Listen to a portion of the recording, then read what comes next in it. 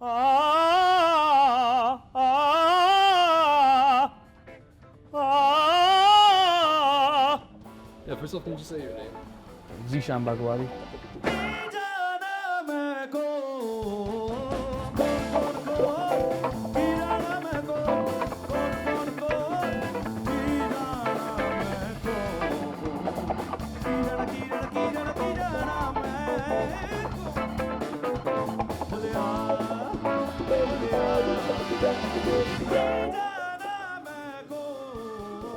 Oh man, that's Desi Soul food right there. We're just hanging at Hyderabad House right now. You know, got some really strong chai in my hand. This is some potent stuff. It's just no frills, damn good. Hyderabadi food, Indian food. You know, you won't. There's no other place like this in America. Yeah, man, this is the spot to be. Yeah, my mom is born in Hyderabad, which is raised in the big city of Mumbai in a Hyderabadi family, so you know. And then my dad's from a small village called Bagewadi, which is our last name. It's a common narrative in the the Indian Pakistani like immigrant experience, in that like there's that one family that like starts it all. In this case, it was my aunt and uncle who came. I think the mid '60s they came. My grandma and grandpa, who were in India at the time, they wanted to settle here in America, and that was in the '80s. And at that point, there was some civil unrest in India, and specifically backlash against Muslims, like riots that happened in Bombay, where my parents both were, and they had my sister, she was 2 years old at the time, and so that galvanized them to be like, we got to get out of here. We're not, you know what I mean? My aunt sponsored them. They came, they stayed with her. In no time, they got jobs. I mean, they had to hustle and grind. My dad had to drive a bus. Not the most glamorous stuff, but they were able to get work, and their credentials in India, they paid off here because they were highly educated and intelligent and charismatic people, and ended up here in Chicago. Growing up as the son of immigrants, I think it was cool because, you grow up with like a dual mind. Like I said, you learn different languages and you learn different customs, different ways of life.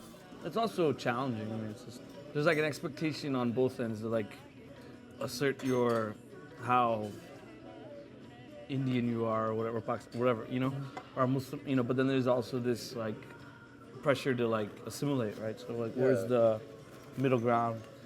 As far as the Muslim part is concerned, I mean, that's a little bit more complex. I think, before 9/11, it was all just kind of like, we had our thing going on, and I didn't really, think much about it, And then after 9/11, it kind of created more of an awareness, a heightened awareness of it, And I feel like I went through a period of time where I wanted to assert it more and wear it on my sleeve more, and I sort of realized that this wasn't me. It is part of me. It has a lot to do with who I am, but because I look at it from a self-critical lens. Yeah. I'm inside of it, so I know the inner workings of the Muslim community here in America, and with that self-critical lens, I think that a lot of work needs to be done, a lot of progress that needs to be made. I think anybody of color in America has experienced discrimination on some level. Like, I look very indigenous, and I'm proud of it. I like all the melanin I have.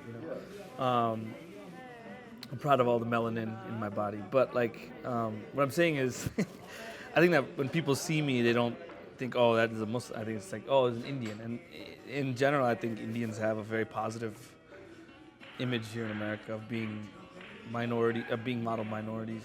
I don't think there's much of a systemic discrimination against Indian people in America. I just don't see it, because Indians they have access to healthcare, jobs, housing, and wealth.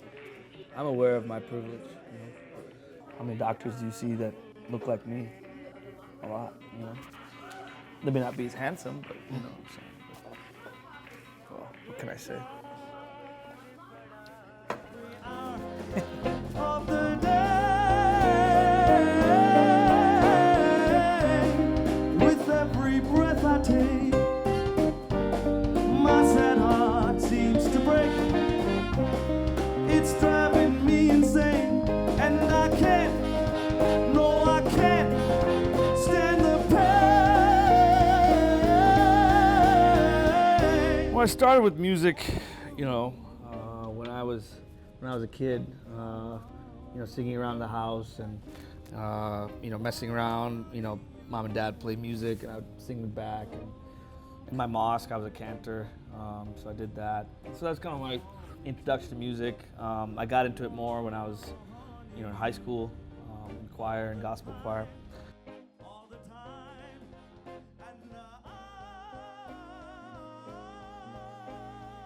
I went to music school, you know, I studied music. It's interesting, I mean, I studied the theory and everything behind it and, you know, the intricacies of it, and I learned how to be an opera singer. Granada, tu tierra está llena de lindas mujeres de sangre de el sol.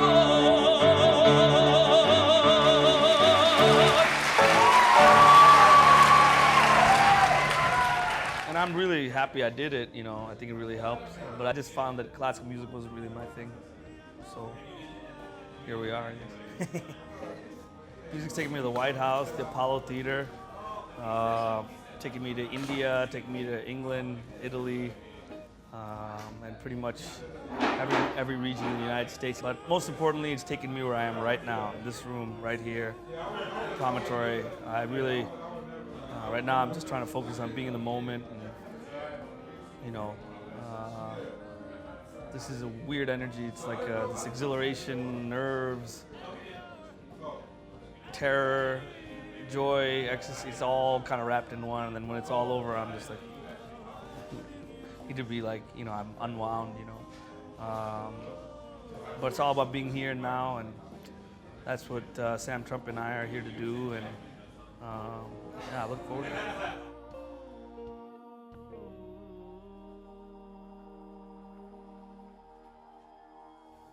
I was born by the river in a little town. Oh, and just like the river, I've been running ever since. Right now we're at Trinity United Church in Roseland, in Chicago.